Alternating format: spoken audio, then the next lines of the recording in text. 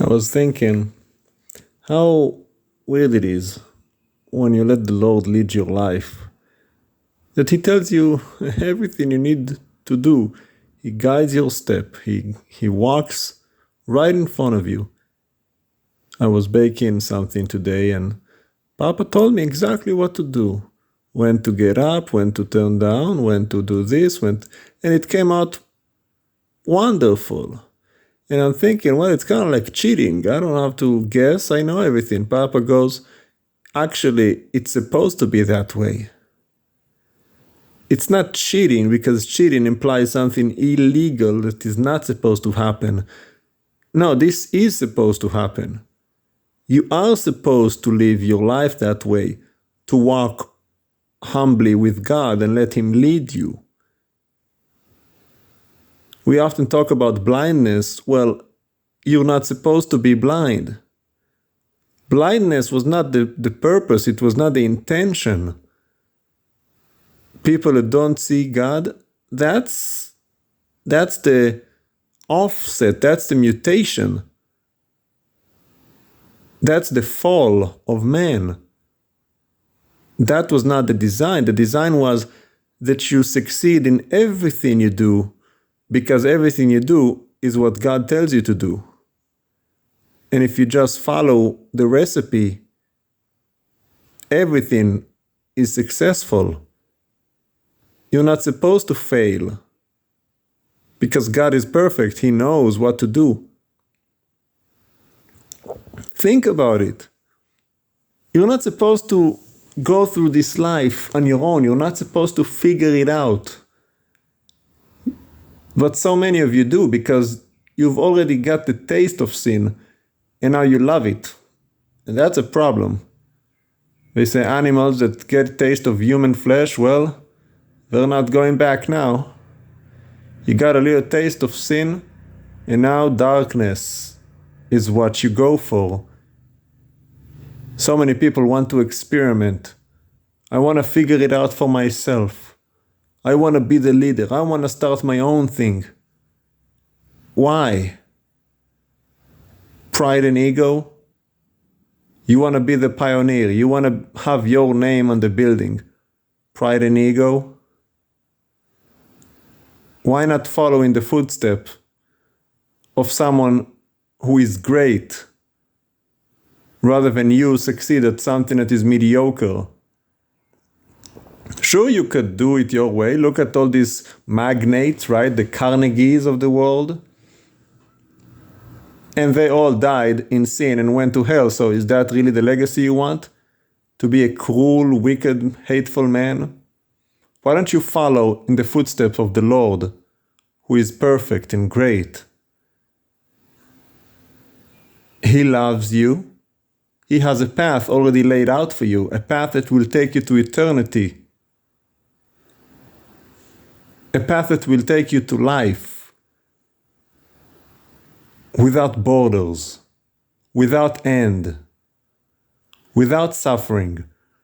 Sure, on the front line here, we suffer because we already are fallen. We're not on the path. We're walking on the sideline with all the thorns and thistles until we can get back on the path. But He's willing to guide you back to the path. It's going to take time, it's going to take work, and it's not going to happen in this side of life, but it will happen. And even until that day, He still will guide your foot and help you in your everyday life. The benefit for eternity and the benefit for today. When you have a relationship with God, it's so practical. It's not a religious ritual or a sermon.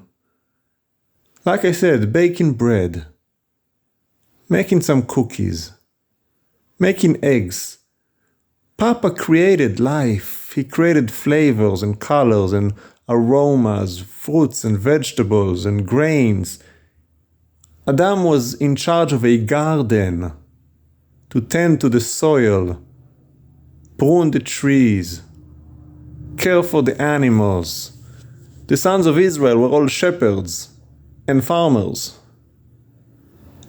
They were not a bunch of religious people Religion came much later. That's a mutation. That's not the design, not the intention. That is a result of the blindness.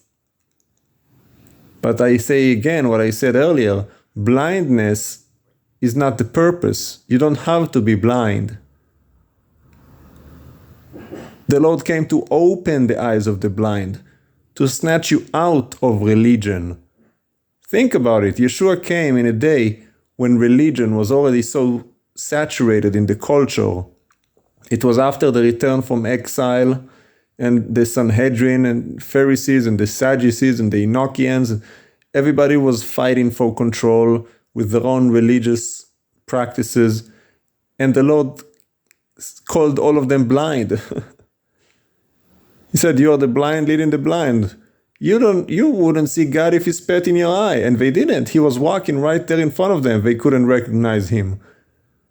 They called him a liberal or a hippie rabbi. He wasn't orthodox. Why don't your disciples wash their hands before they eat? Because that's not a commandment from God. He never told you to do that.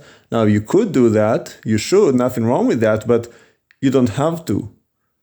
But here's what you do have to. Love your brother. Love your maker. Keep the Sabbath day holy. That comes from God. Which is why Yeshua had so much trouble with those religious people. Which is why he wept over Jerusalem, because they would not listen. He came to open their eyes, but they were unwilling. Because John 3, 17, 18, 19. Their deeds were evil. They loved the darkness. And that is just reality. You can argue, you can not agree, but it doesn't matter. That is reality.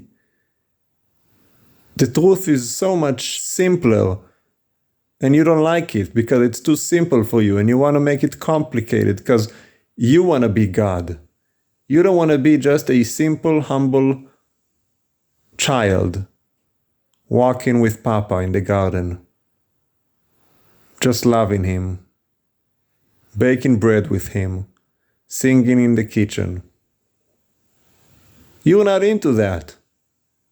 You need adrenaline, you need rush, you need the thrill, you need something gory and vile.